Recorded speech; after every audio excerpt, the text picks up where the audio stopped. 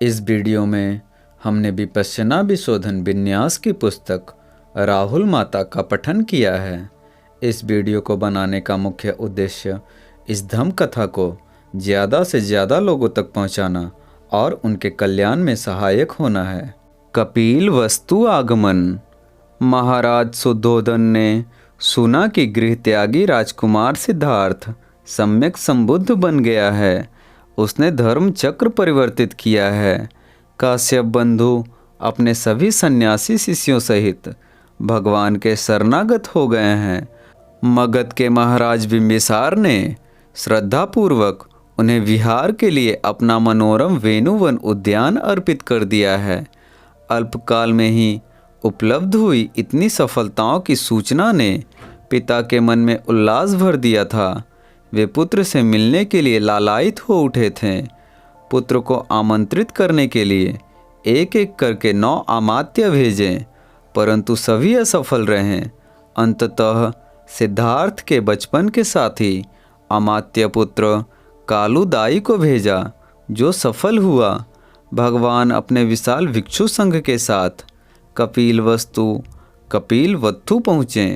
दूसरे दिन प्रातः सभी नगरवासियों को संघदान के पुण्य से लाभान्वित करने के लिए भगवान भिक्षु संघ सहित घर घर गोचरी भिक्षा लेते हुए निकले। पिता शुद्धोधन यह सुनकर व्याकुल हुए और स्वयं जाकर पुत्र को संघ सहित राजमहल में ले आए। सबको सम्मानपूर्वक भोजन करवाया। रणिवास के सभी सदस्य भगवान को नमस्कार करने आए। केवल यशोधरा नहीं आई। उसने कहला भेजा कि यदि मुझ में गुण होंगे तो आर्यपुत्र स्वयं मेरे निवास पर आएंगे, तभी मैं उनकी वंदना करूंगी। गुणों का तो भंडार था यशोधरा के पास, अतः भगवान ही उसके निवास पर गए। यशोधरा जैसी सती साध्वी, पतिपरायणा गृहिणी के संबंध में नासमझ तथा विरोधी तत्वों ने अनेक मनगढ़ंत बातें जोड़ जोड़कर फैला दी, जिनका उद्देश्य राजकुमार सिद्धार्थ को नितांत निष्ठुर और निर्दयी बताना था।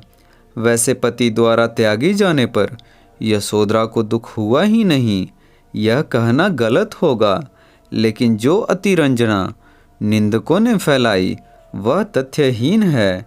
विशाल त्रिपिटक साहित्य में सिद्धार्थ के गृह त्यागने पर यशोधरा के विलाप का वर्णन कहीं नहीं है। उसे अपने प्रिय पति के प्रति विपुल श्रद्धा थी, भक्ति थी एवं विश्वास था। यह सच है कि घर छोड़ते समय उसने यशोधरा को जगाकर सूचित नहीं किया। कारण अस्पष्ट था।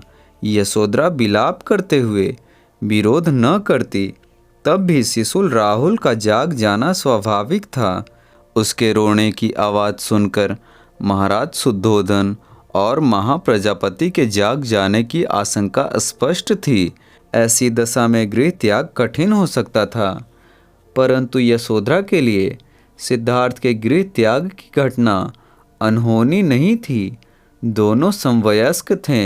दोनों ने एक साथ 13 वर्ष तक बिना मनमुटाव के सुखी दाम्पत्य जीवन बिताया था। दोनों एक दूसरे की मनोवृत्ति को बखूबी समझ रहे थे। 29 वर्ष की उम्र बचकाना नहीं होती। दोनों समझदार थे।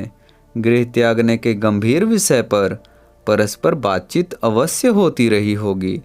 राजकुमार सिद्धार्थ चक्रवर्ती सम्राट न बनकर सम्यक संबुद्ध बनना चाहते थे, जिससे कि वे अपने परिवार के तथा अन्य अगणित प्राणियों को भव संसरण के दुख से पूर्णतः मुक्त होने में सहायक बन सकें।